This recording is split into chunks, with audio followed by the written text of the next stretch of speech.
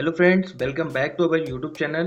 दोस्तों, आज हम बात करने वाले हैं ट्रिपल सी के उन सभी इंपॉर्टेंट क्वेश्चंस के बारे में जो बार बार पूछे जाते हैं। तो दोस्तों, शुरू करते हैं अपना ये वीडियो आज के पहले क्वेश्चन के साथ। अपना पहला क्वेश्चन कह रहा है कि कंप्यूटर में उपयोग होने वाली आईसी चिप किससे बनी होती है। तो दोस्तों, इसका जो राइट आंसर होने वाला है वो है सिलिकॉन, यानी कंप्यूटर में उपयोग होने वाली आईसी चिप सिलिकॉन की बनी होती है। ठीक है, अब बढ़ते हैं अपने नेक्स्ट क्वेश्चन की ओर। तो सेकंड नंबर का क्वेश्चन हमसे कह रहा है कि विंडोज में एक पावर सेविंग की अवस्था है, यानी पावर सेविंग की अवस्था कौन सी चीज है। तो आपको पता होगा, लॉग ऑफ करने से कंप्यूटर बंद हो जाता है। ठीक है, लॉग करने से लॉक हो जाता है, रीस्टार्ट करने से एक बार पहले शट डाउन होगा और उसके बाद खुद ही शट ऑन हो जाएगा। ठीक है, बट एक ये जो स्लीप ऑप्शन है, स्लीप मतलब कंप्यूटर जो है एक तरीके का ऑन भी रहेगा और आपका पावर भी कम से कम खाएगा। तो दोस्तों, इसमें जो पावर सेविंग की अवस्था की बात की जा रही तो ऑप्शन नंबर बी है, यानी स्लीप ऑप्शन। ठीक है, नेक्स्ट क्वेश्चन की ओर बढ़ते हैं।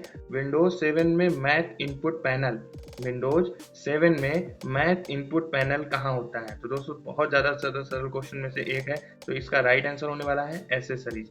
एसेसरीज में मैथ इनपुट पैनल होता है। ठीक है, नेक्स्ट क्वेश्चन की ओर बढ़ते हैं। तो ग्राफिक इमेज को कंप्यूटर में किसकी सहायता से इनपुट करते हैं। तो दोस्तों, इसका जो राइट आंसर होने वाला है वो है स्कैनर। कोई भी ग्राफ का इमेज हो, कोई भी ग्राफिक इमेज हो, उसे पहले स्कैन करें। स्कैन करने के बाद आप उसे एक फाइल के रूप में सेव कर सकते हैं और इसके बाद आप आसानी से कोई भी इनपुट कर सकते हैं। ठीक है, नेक्स्ट क्वेश्चन की ओर बढ़ते हैं अपने 5 नंबर के क्वेश्चन में। तो पूछ रहा है विंडोज 7 को शट डाउन करने के लिए कीबोर्ड पे कौन सी शॉर्टकट की का प्रयोग करते हैं। सबको पता है, अल्ट के साथ F4। ठीक है, अल्ट के साथ F4 दबाते ही विंडोज जो 7 है वो शट डाउन हो जाता है। विंडोज 7 ही नहीं, 10 भी हो, जो भी विंडोज है सबके लिए ये शॉर्टकट की ज़्यादा जरूरी है। ठीक है, नेक्स्ट क्वेश्चन की ओर बढ़ते हैं। तो पूछ रहा है 6 नंबर का क्वेश्चन, विंडोज 7 में स्टार्ट बटन को लॉन्च करने के लिए कौन सी की प्रेस करते हैं। तो बहुत ज़्यादा सरल है, विंडो की। आपको यहाँ पर ऐसे करके 4 की दिखाई पड़ जाएंगी, तो ऐसी ही की होगी।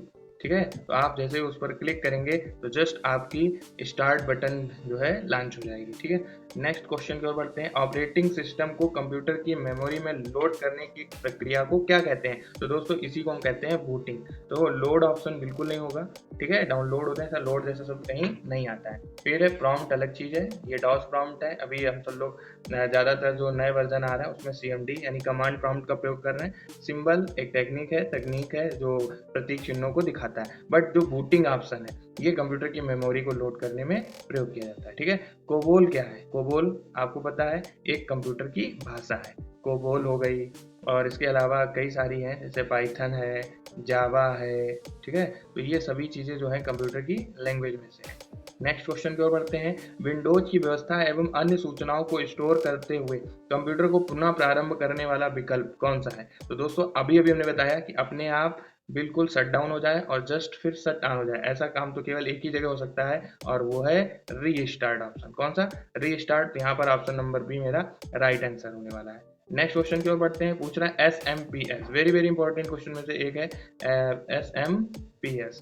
तो ध्यान रखना है, इसका मतलब होता है स्विच्ड मोड पावर सप्लाई, यानी ऑप्शन नंबर बी ही इसका राइट आंसर होगा, switched mode power supply. Next question की ओर बढ़ते हैं। तो पूछ रहा है विंडोज किस तरह के इंटरफेस पर आधारित है। तो दोस्तों, इसका राइट आंसर होने वाला है ग्राफिकल यूजर इंटरफेस। तो विंडोज यानी ग्राफिकल यूजर इंटरफेस का शॉर्ट नेम क्या होता है, GUI। ठीक है, तो ये चीज आपको बहुत ज्यादा ध्यान रखना है, ये भी इंपॉर्टेंट क्वेश्चन में से एक है और कई बार पूछा भी जा चुका है, तो नोट आप जरूर कर लें इसे। नेक्स्ट क्वेश्चन की ओर बढ़ते हैं। तो निम्नलिखित में से कौन सा एक यूटिलिटी प्रोग्राम का उदाहरण नहीं है। तो दोस्तों, इसमें कैल्क का मतलब होता है कैलकुलेटर। कैल्क का मतलब कैलकुलेटर। ठीक है, स्पेलिंग थोड़ा राइटिंग गड़बड़ हो रही जल्दी के चक्कर में, बट आप समझ सकते हैं कैल्क ये CMD प्रॉम्प्ट में लिखी जाती है और CMD प्रॉम्प्ट ओपन करने के बाद जैसे आप कैल्क लिख कर इंटर दबाएंगे तो आपके सामने कैलकुलेटर ओपन हो जाएगा। ठीक है, नेक्स्ट क्वेश्चन की ओर बढ़ते हैं। तो पूछ रहा है आपको ग्राफिक्स बनाने और संपादित करने की अनुमति देता है, जो कि विंडोज 7 के साथ उपलब्ध एवं लोकप्रिय कार्यक्रम है। तो आप सभी जानते हैं वो ऑप्शन होने वाला है पेंट।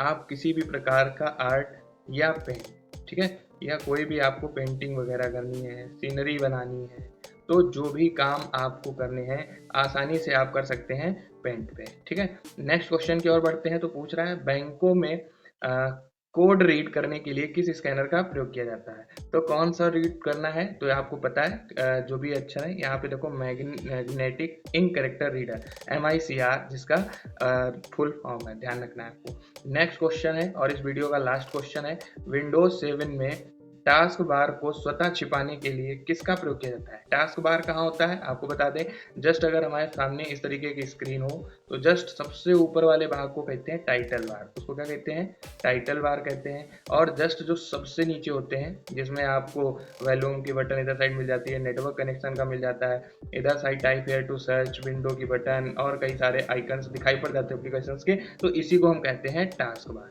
तो आपको समझ में आ गया होगा, सब उस स्क्रीन का सबसे टॉप ऑफ मोस्ट जो भाग है, पार्ट है, उसे टाइटल बार कहते हैं, जो सबसे नीचे है उसे कहते हैं हम टास्क बार। तो टास्क बार को स्वतः छिपाने के लिए किसका प्रयोग किया जाता है?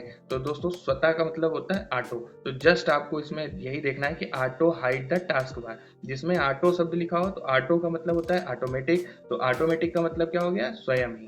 ठीक है, तो इस क्वेश्चन में बिल्कुल भी दिमाग लगाने की जरूरत नहीं थी, क्वेश्चन का आंसर खुला खुला लिखा हुआ है। तो उम्मीद करते हैं आपको ये वीडियो बहुत अच्छे ढंग से समझ में आया होगा, ऐसे ही लगातार आपको वीडियो मिलते जाएंगे। तो अगर वीडियो पे आप पहली बार आए हैं या मेरे चैनल पे आज पहली बार आए हैं तो वीडियो को सब्सक्राइब करें, लाइक करें और एक शेयर जरूर करें, जिससे हमें मोटिवेशन मिलता रहे और हम आपके लिए एक से एक अच्छे वीडियो बनाते रहें। तो मिलते हैं अपने अगले वीडियो में, तब तक के लिए नमस्कार।